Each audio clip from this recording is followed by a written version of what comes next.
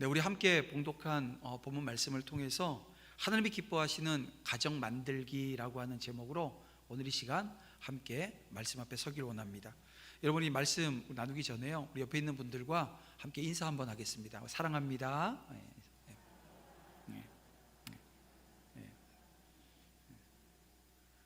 이렇게 해볼게요. 사랑합니다. 사랑합니다. 다 할 때까지 할 거예요. 사랑합니다. 다 할 때까지 한다 그러는데도 안 하고 있으면 제가 계속 이래야 되잖아요. 감사합니다. 어때요, 여러분? 막 이렇게 사랑합니다 하니까 사랑이 전해지는 것 같아요? 대단하시네요. 야, 어떻게 이렇게만 했는데도 그냥 말로 사랑하는 거하고 이렇게 사랑하는 거하고 달라요? 달라요. 달라요. 제가 지금 그 말씀 드리려고 하는 거예요. 왜냐하면 사랑한다고 말로 하는 것보다요, 이렇게 막 행동으로 하고 보여주는 것, 이게 사실 그 안에 진짜 사랑이 있다라고 하는 것을 오늘 우리가 알게 되거든요. 그래서 사랑합니다 라고 하는 이 말이 정말 진심이 되기 위해서는 실천해야 된다는 거예요.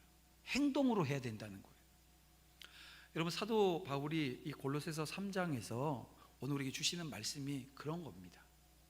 제가 이제 3장 1절부터 내용들을 쭉 한번 정리해 볼게요. 1절부터 4절까지 내용을 보게 되어지면요, 이런 겁니다. 위의 것을 사모하라는 거예요. 땅의 것 바라보지 말고 위의 것 사모하는 삶을 살라는 거예요. 그것이 그리스도인들의 삶의 방향이고 원칙이라고 하는 얘기를 우리에게 해주고 있습니다. 그리고 새 사람이 되어진 오늘 우리 성도는 벗어야 할 옛사람의 습성이 있다는 거예요. 그걸 지적을 합니다.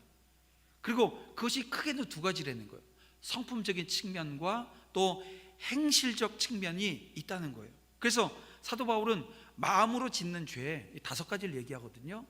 또 행동으로 짓는 죄 5가지를 얘기합니다. 그런데 그 5가지 죄들을, 이 마음에 짓는 죄는 죽이라고 얘기하고 있고요, 이 행동으로 짓는 죄는 벗어버리라는 거예요.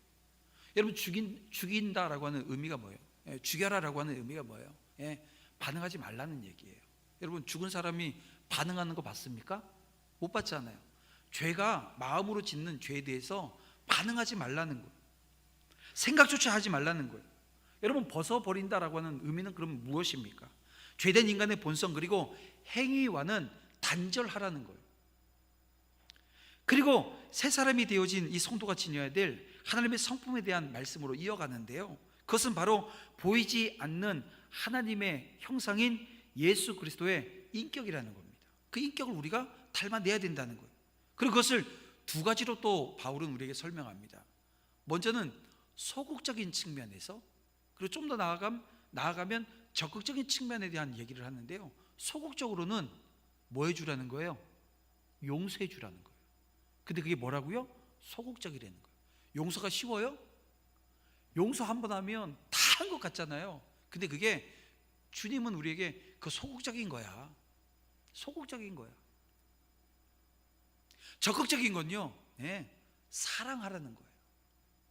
여러분, 용서가 소극적이고 사랑이 적극적이다. 다시 말하면 용서하는 데서 머물지 말고 사랑하는 데까지 나아가라고 저와 여러분에게 말씀해 주고 있다는 것입니다. 왜요? 오늘 우리 주님께서 우리를 용서해 주신다고 말로만 하신 것이 아니라 어떻게 하셨어요? 이 땅에 직접 오시고 십자가의 죽으심으로 오늘 우리를 위한 그 용서가 사랑으로 변화되어지는, 바뀌어 나가는 과정을 우리에게 보여주셨잖아요. 그래서 오늘 우리가 서로 사랑함으로 그 자리로 나아가기를 원하시는 것이 우리 주님의 마음입니다. 그래서 마음의 평화의 마음을 가지고 감사하는 자들이 돼야 된다.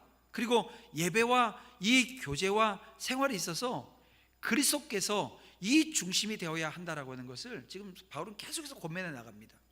그렇습니다. 지금 바울은요, 새 사람 되어진 사람들, 예수 그리스도를 믿고 새 사람 되어진 그 사람들이 실제 생활 가운데서 실천해야 될 이 삶의 덕목들, 태도에 대해서 이제 구체적으로 제시하기 시작합니다. 그래서 오늘 우리가 보고 있는, 우리가 짧게 4절 말씀을 봤지만 어떤 관계 속에 있는 거예요? 가장 가까운 관계 속에 있는 사람들끼리 지켜야 될 덕목들, 어떤 태도와 어떤 자세로 오늘 우리가 함께 이 가정을 꾸려 나가야 되는가, 여기에 대한 말씀으로 오늘 우리에게 주고 있습니다. 여러분, 가정에서 우리가 지킬 덕목에 대한 하나님의 말씀인데요, 여러분 세상에서 보게 되더라도 이 부부관계, 또 자녀와 이 부모의 관계에 대한 여러 지침들이 있습니다. 그러나 여러분, 오늘 우리는 이 세상의 기준은 절대 우리 성도의 기준이 되어질 수 없다는 거예요. 그래서 오늘 우리가 하나님이 우리에게 주시는 말씀을 통해서 오늘 우리의 이 가정에, 특히 이제 부부와 또 부부관계, 또 자녀와 부모의 관계, 이 관계 속에서 어떠한 모습을 우리가 이루어 나가야 되는가라고 하는 것을 발견할 수 있고, 또 순종하는 자리에서 열매 맺는 우리 모두가 되어지기를 주님의 이름으로 축원함을 드립니다. 우리 좀 전에 성시교독을 했는데요, 성시교독 어디 했죠? 고린도전서 13장, 우리가 사랑장이라고 얘기하는 이 고린도전서 13장을 우리가 교독을 했습니다. 제가 절기에 관한 이 설교 예화들이 있는 책들을 제가 볼 일이 있었는데요, 거기 보니까 이런 내용이 나와요. 며느리의 사랑장이라고 하는 글이 있었습니다. 그래서 제가 그걸 좀 가지고 왔는데 한번 읽어 드릴게요. 내가 애교있는 말로 시어머니에게 가끔 전화를 할지라도 사랑이 없으면 소리나는 구리와 울리는 꽹가리가 되고, 내가 시어머니를 다루는 비결과 심리학의 많은 지식을 알고 믿음이 있어 교회에서 집사가 되었을지라도 사랑이 없으면 내가 아무것도 아니요, 내가 시어머니를 위하여 크리스마스 카드를 보내고 생신에 이 다소의 용돈을 보낸다 할지라도 사랑이 없으면 내게 아무 유익이 없느니라. 사랑은 시어머니가 무리한 요구를 하고 아들만 생각할지라도 오래 참고, 사랑은 시어머니가 심한 말을 하고 눈을 흘길지라도 온유하게 대하며, 남편이 시어머니의 다리를 주물러 줄지라도 투기하지 아니하며, 사랑은 자기의 젊음을 시어머니에게 자랑하지 아니하고 많이 배웠다고 교만하지 않으며, 현대 여성이라고 하는 점을 내세워 시어머니에게 무례를 행치 아니하고, 내가 번 돈이라고 자기의 유익만 굳이 아니하며, 신경을 건드려서 성내지 아니하며. 어떻게 계속 읽을까요? 여러분, 우리 사랑장에 있는 고린도전서 13장에 있는 말씀을 이렇게, 내가 며느리인데 이 며느리의 입장에서 그 말씀을 적용한 거예요. 지금 어떻게 보면 문어체로 있는 딱딱한 말씀이 실제적인 삶의 자리에서 내가 어떠해야 될까라고 하는 글로 이렇게 써놨는데요, 여러분 혹여 이 말씀 가지고 장난한 글이라고 생각이 드는 분 없으시지요? 아니면 이 내용들을 보면서 불편하신 분들은 없으세요? 여러분, 하나님은 우리가 사는 동안에 맺어야 할 관계, 다시 말하면 가장 가까운 사람들인 가정생활에서 바람직한 자세를 말씀해 주고 있는 겁니다. 그리고 그것은 아내와 남편 사이, 자녀 그리고 부모 사이에 관한 것이라는 거죠. 그래서 오늘 그 말씀들을 우리가 짧지만 4절의 말씀으로 우리 함께 은혜 받는 시간 되어지길 원합니다. 먼저 18절 말씀 볼게요. 18절 말씀을 보면요, 아내들아 남편에게 복종하라, 이는 주 안에서 마땅하니라, 이렇게 말씀합니다. 여기서 아내들이 남편에게 뭐 하라고요? 대답 안 할 줄 제가 알았어요. 복종하라 그랬거든요. 근데 이 복종하라고 하는 얘기, 이제 신앙생활 오래 하면서 어때요? 이해되죠? 이 복종이 어떤 의미인지 알잖아요. 아니, 평생 내가 밥에 먹이고 평생 빨래해주고 평생 이때까지 왔는데, 아니 뭘 또 복종하라고 또 얘기하시나, 혹시 이런 마음 드시는 분 우리 어른들 없으신가요? 없었으면 좋겠습니다. 지금 막 결혼하고 이제 결혼한 지 얼마 안 된 신혼부부가 이게 막 힘겨루기 그런 거 아니, 오늘 하나님 말씀대로 한번 보셔요. 여러분, 복종이라고 하는 말 더 이상 우리에게 불편한 말이 아닙니다. 왜냐하면 우리 주님께서 복종하라 이렇게 하시고 끝난 게 아니라 그 뒤에 어떻게 했어요? 이는 주 안에서, 그러니까 이 복종이 주 안에서 하는 복종이라는 걸 우리는 안다는 거예요. 그래서 이 말씀이 가지고 있는 성경적 의미에 대해서 다시 한번 오늘 우리가 상기할 필요가 있습니다. 그래서 그 말씀을 제가 이 시간 드리겠습니다. 여러분, 이 복종하라라고 하는 이 말에 헬라의 원어적 의미를 보게 되어지면 계급대로 정렬하다라고 하는 의미가 있습니다. 다시 말하면 낮은 계급에 있는 자가 높은 계급에 있는 자에게 복종하라는 거예요. 하지만 여기에는 우열의 개념, 이게 존재하지 않아요. 아니, 우열의 개념이 없는데 어떻게 복종하고 또 복종을 얘기할 수 있냐, 또 이런 생각을 할 수 있는데요. 보세요, 계급이 낮다고 해서 더 열등한 것도, 반대로 높다고 해서 그 자체로 우월한 것도 아니고요, 그 본질은 동등하다는 거예요. 다만 군대가 존재하는 목적을 위해서 그렇게 해야 한다라고 하는 겁니다. 제가 좀 전에 광고 교우 소식에도 나와 있지만 우리 한지상 우리 청년이 군대를 갑니다. 해병대를 가는데요, 3수를 했어요. 3번 시험 봐가지고 3번 만에 붙어서 가는 거예요. 제가 어제 같이 저녁을 좀 같이 먹었어요. 먹으면서 이런 얘기를 했어요. 너 가면 정말 좋은 사람 만나야 되고 좋은 동료들 만나야 돼. 그런데 네가 먼저 좋은 사람 돼야 돼. 그랬더니 하는 얘기가, 목사님 걱정하지 마세요. 저 좋아요. 좋은 사람이에요. 자기 유쾌하다는 거죠. 뭐 남을 괴롭히거나 뭐 이렇게 하지 않을 거라는 거예요. 자기 그렇게 살았다는 거예요. 그래, 그거 맞아. 이런 얘기들을 나누기도 했는데요. 여러분, 오늘 우리가 군대라고 하는 그 사회가 계급 사회지만 그 안에 있는 모든 사람들은 동일한 인권을 가지고 있습니다. 동일한 하나님의 형상으로 지음 받았다는 거예요. 그래서 거기는 다 동등해요. 그럼에도 불구하고 이 군대라고 하는 이 체계 지켜지기 위해서 명령을 하는 사람, 명령을 받아 수행하는 사람으로 구분되어지죠. 그러면 여러분, 동등함 가운데 과연 복종할 수 있을까요? 예, 그럴 수 있습니다. 우리는 그 대표적인 예로 우리 그리스도와 하나님을 통해서 우리가 보게 되어집니다. 빌립보서 2장 6절에 보면 그리스도께서 본질적으로 하나님 아버지와 동등하시지만 자발적으로 자기를 낮춰서 하나님께 복종하신다라고 하는 말씀을 하고 있어요. 하지만 그렇다고 해서 우리는 그 누구도 그리스도께서 하나님보다 열등하다 이런 얘기하지 않습니다. 만약에 이 얘기를 하게 되어지면 이단이에요. 오히려 그렇게 스스로 낮추셨기 때문에 하나님은 그리스도를 더 높여주셨습니다. 그러므로 오늘 우리는 세상의 잘못된 시각과 일방적으로 말씀을 해석해서 그들의 어리석은 생각에 편승하거나 따르지 않도록 정말 주의해야 합니다. 여러분, 성경은 분명히 하나님께서 하와를 돕는 배필로 지으셨다고 말씀하고 있습니다. 여러분, 이 말씀 역시 하와가 아담보다 열등하다, 여러분 이런 말이 아니에요.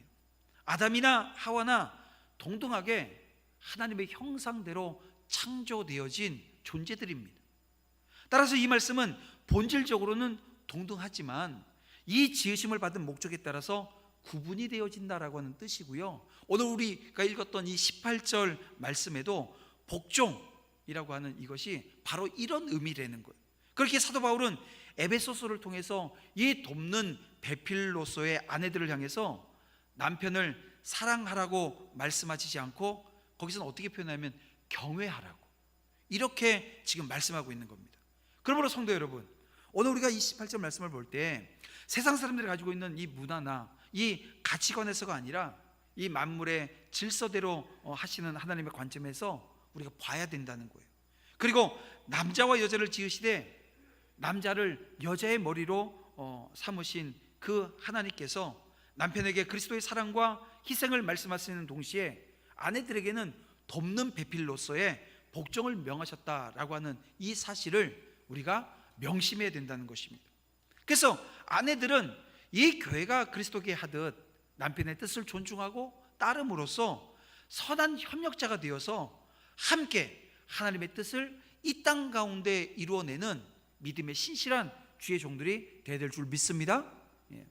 그것이 지금 이 성경적 의미가 성경적 의미로 아내들에게 주시는 복종하라고 하는 의미인 거예요. 자, 이제 19절 말씀을 보면 남편들에게도 이런 말씀을 합니다. 남편들아, 아내를 사랑하며 괴롭게 하지 말라, 이런 말씀을 주셔요. 여러분, 아내들이 남편에게 이 경외와 순종의 자세로 나아갈 때 남편들에게는요, 사랑하라고 하는 이 말씀을 주셔요. 근데 이 사랑이 단순히 우리가 이야기하는 에로스적인 사랑, 이 사랑을 얘기하는 게 아니고요, 아가페의 사랑을 얘기하는 것이라는 겁니다. 다시 말하면 하나님과 그리스도의 사랑을 지금 말하고 있는 거예요. 그래서 바울은 에베소서의 권면을 통해서 좀 더 자세하게 이렇게 얘기합니다. 우리 에베소 제가 5장 25절 말씀을 읽어드릴게요. 그리스도께서 교회를 사랑하시고 그 교회를 위하여 자신을 주심같이 하라는 거예요.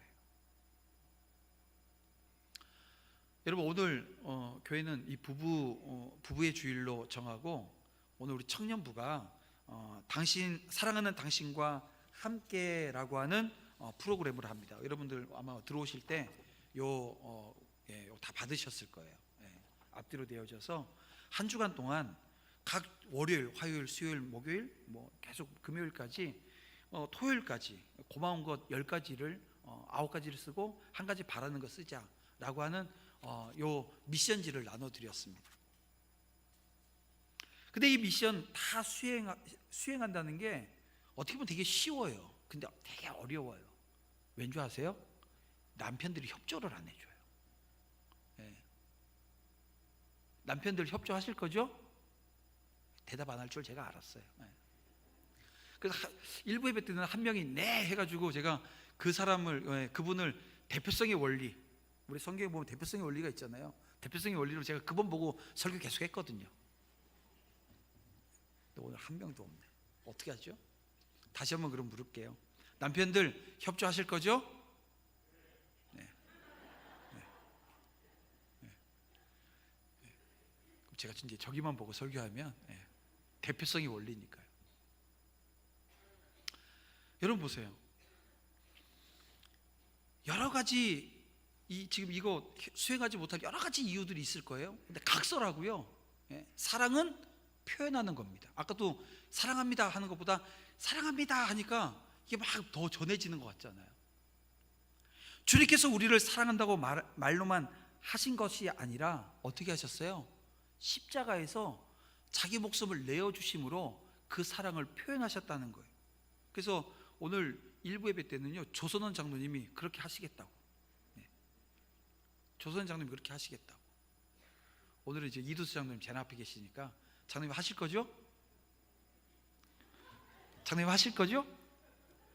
그래서 설교가 계속 나갈 수 있는데, 하실 거면 저를 한번 쳐다보시는 걸로. 쳐다보셨습니다. 하시는 걸로. 어떻게든 저는 그냥 만들어내야 되니까요. 그래요. 여러분, 이런 거예요. 근데 지금 여기 참 이게 장로님 난해한 게 있어요. 뭐냐 하면요, 수요일 미션에 보면, 아니 화요일 미션입니다. 사랑해 하고 뽀뽀하기. 그럼 이제 이렇게 하죠. 가족끼리 뽀뽀하는 거 아니야? 가족끼리 그러는 거 아니야? 이렇게 또 얘기하시는 분들 혹여 있을지 모르겠어요. 수요일 미션에 보면요, 10초간 포옹하는데 남편이 아내를 10초간, 아내가 남편을 10초간 포옹을 합니다. 그리고 추억이 담긴 사진 한 장 꺼내놓고 옛날에 있었던 얘기들 함께 좀 나누자는 거예요. 저도 이거 보면서 이거 할 수 있을까? 이런 생각이 들어요. 근데 저도 결단했어요. 할 거야. 왜? 사랑하니까. 여러분, 오늘 본문 9절을 보세요. 사도 바울은 남편들에게 아내 사랑하기를 권하면서 여기에 더해서 뭐라고 말씀합니까? 괴롭게 하지 말라라고 하는 말씀을 붙여놨어요. 그런데 이 원어의 의미를 보게 되어지면 쓴 경험을 주다라고 하는 뜻을 가지고 있고요, 특히 여기는 독한 말로 상대방의 마음에 상처를 주다라고 하는 뜻이 있다는 거예요. 사람은 언어적인 존재입니다. 그래서 부부 생활에 있어서 그 중심이 뭡니까? 대화고 언어입니다. 근데 그 대화라고 하는 것이 잘 되나요? 안 되는 경우들이 참 많아요. 왜 그럴까요? 한번 생각을 해보십시다. 그래서 하나님께서 오늘 우리 사람을, 아담과 하와를 창조하실 때 동등한 형상으로 지으셨어요. 그런데요, 각자의 역할에 따라 그 본성은 달리 하셨다는 거예요. 다시 말하면 하나님이 자연과 더불어서 이 생계를 유지하면서 노동을 해야 되는 남자에게는 아주 억센 근육, 그리고 이 냉철한 이성이라고 하는 걸 주셨어요. 반면에 아내들에겐 아이를 낳아야 되고 키워야 하기 때문에요, 부드러운 몸을 주시고 또 거기에는 따뜻한 감성이라고 하는 걸 주셨다는 거예요. 근데 이런 남녀 간의 차이를 이해하지 못하면 문제가 생겨요. 그래서 아주 재미있게 이 내용을 정리한 고전, 이제 뭐 나온 지가 너무 오래됐어요. 이제 고전이라고 얘기해도 될 것 같아요. 화성에서 온 남자, 금성에서 온 여자라고 하는 책이 있습니다. 그리고 이 책을 쭉 끝까지 다 읽게 되어지면 결론이 이겁니다. 남성은 이성 중심이고 여성은 감성 중심이기에 이 점을 망각하게 되어지면 원만한 결혼 생활 힘들다는 거예요. 그래서 그런 얘기 아시죠? 한 2시간 동안 막 전화 통화를 막 친구하고 막 하고선 마지막에 끊으면서, 야 진짜는 나중에 만나서 해? 하고 다 끊어요. 그럼 옆에서 남자들 보면, 아니 그렇게 2시간 동안 그렇게 전화기 붙들고 있어놓고 진짜 중요한 얘기는 만나서 또 하자는 거예요. 그러니까 남자와 여자가 다른 많은 부분들이 있습니다. 거기에 대해서 이해해야 되고, 그걸 이해하지 못하면 결혼 생활이라고 하는 게 힘들다는 거예요. 그래서 여러분, 부부간의 대화를 하거나 심지어 싸움, 이 부부싸움 하잖아요. 가끔 제가 TV 보면 부부싸움 안 한다고 거짓말하는, 저는 거짓말이라고 생각해요. 안 싸고 어떻게 살아요, 사람이? 이 다툼이라고 하는 게 있을 수밖에 없잖아요. 근데 그 과정 중에 어떻게 해야 되느냐라고 하는 게 사실 중요한 겁니다. 근데 지금 제가 말씀드린 이 내용에 대한 것들을 이해하지 못하면 계속 평행선을 달릴 수밖에 없는 거예요. 예컨대 부부 사이에 어떤 문제가 있어서 다툴 때 대개 남자들, 뭐 저도 그렇거든요, 이성적인 측면이 강해요. 그래서 논리적이에요, 합리적이에요.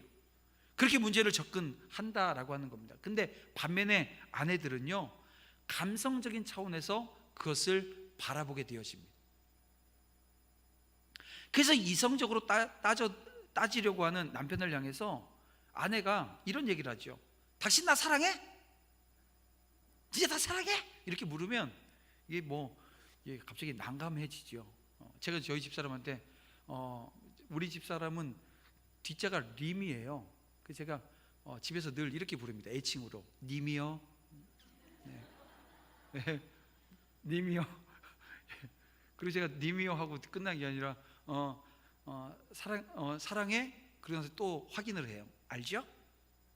제가 사랑을 알지요? 알지요? 그러면은 자꾸 묻지 말라고. 묻지 말라고. 뭐냐면 저는 약간 이성적이기 때문에 1 더하기 1은 2 이렇게 막 물으면 답 주고 모르면 답 주고 이렇게 좀 있어야 되는데, 그냥 전해지는 것, 전해지는 것. 사랑이 중요하다는 것입니다. 그럼 이처럼 이성보다 감성을 더 소중하게 여기는 아내에게 남편의 따뜻한 한마디 말이 어떤 위력이 있을까요? 여러분, 어떤 예를 들지 않아도 그 위력이 어떠한지는 여러분 우리가 알고 있습니다. 남편의 따뜻한 위로와 격려 한마디는 아내에게 있어서 세상 그 무엇보다도 큰 용기, 큰 힘이 되어집니다. 그래서 남편 되어진 우리 모든 성도들은 여러분들의 아내들에게 비싼 돈을 들여가지고 비행기 태워주지 못한다고 해서 여러분 자책하지 마셔요. 또 값비싼 옷, 값비싼 뭔가를 사주지 못하고 음식을 사주지 못한다고 해서 여러분 어깨 축 처질 필요도 없다는 거예요. 그러면 어떻게 하면 됩니까? 언제나 사랑과 정성이 담긴 따뜻한 위로, 격려, 그거 아내에게 주면요 되는 거예요. 근데 그 아내들이 그걸 받았을 때 그 아내들 참 잘해야 돼요. 제가 저희 신학교 다닐 때 선배 중에 한 명이 되게 못 살아요. 어려워요. 그래서 사실 신학교 학비 내는 것도 어려웠어요. 그래서 근데 좋아하는 여자분이 생긴 거예요. 어떻게 표현을 할 수가 없어요. 돈이 없는데 학교 뭐 생활하는 것 자체도 힘든데. 그래서 넝쿨 장미, 그거를 가위로 가져가서 꺾어서 신문지에 둘둘 말아가지고, 그 포장 살 돈도 없어가지고 그걸 이렇게 줬다가요, 어떻게 됐을까요? 쳐다보지도 않더라는 거예요. 쳐다보지도. 왜 그랬을까요? 그 행위, 뭐 이렇게 뚫뚫 말아 놓은 그것 때문에 그랬을까요? 아니에요. 그 내용을 보게 되어지면 다른 의미가 있겠지요. 근데 여러분, 만약에 우리 남편들이 아내에게 그런 마음과 자세로 서 있다고 한다면 최소한 어려운 관계 있지는 않을 거란 생각을 하게 되어집니다. 그래서 여러분, 한 주간 다시 제가 이거 제가 홍보 잘해야 돼요. 청년들이 어제도요, 저녁에 8시까지 한 7, 8시까지 모여가지고 계속해서 준비하고 하는 모습들을 봤습니다. 그래서 우리 청년부가 우리 장년부를 위해서 기획하고 준비한 것을 여러분들이 잘 한번 해보세요. 월요일부터 토요일까지 다 하신 분들은 여기다가 했다고 딱 도장 찍어갖고 저한테 내주시면 제가 광고해 드릴게요. 이두수 장로님 하셔야 될 것 같아요. 우리 성도들이 다. 하여간 뭐 우리 합시다, 해봅시다. 이게 낯간지럽고 뭐 그런다 할지라도 한번 해보자고요. 왜냐하면 이것이 남자들이 정말 어떻게 보면 사랑이라고 하는 것을 표현하는, 어떻게 준비되고 시작되어지는. 나중에 제가 곽순모 권사님한테 여쭤볼게요. 하셨냐고. 왜냐하면 그 과정에요, 사랑이 은혜가 되어지는 것을 여러분들이 경험하게 될 줄 압니다. 그 은혜가 우리 모두에게 넘치기를 간절히 소원합니다. 제가 이렇게 쭉 이 설교를 하면 혼자 계신 분들이 우리 뭐냐 이렇게 하실 수 있는데요, 내려놓으세요. 지지해주고 격려하고. 이제 여러분들을 위한 말씀을 이제 나누겠습니다. 뭐냐 하면 자녀, 부모 어떻게 해야 되는지.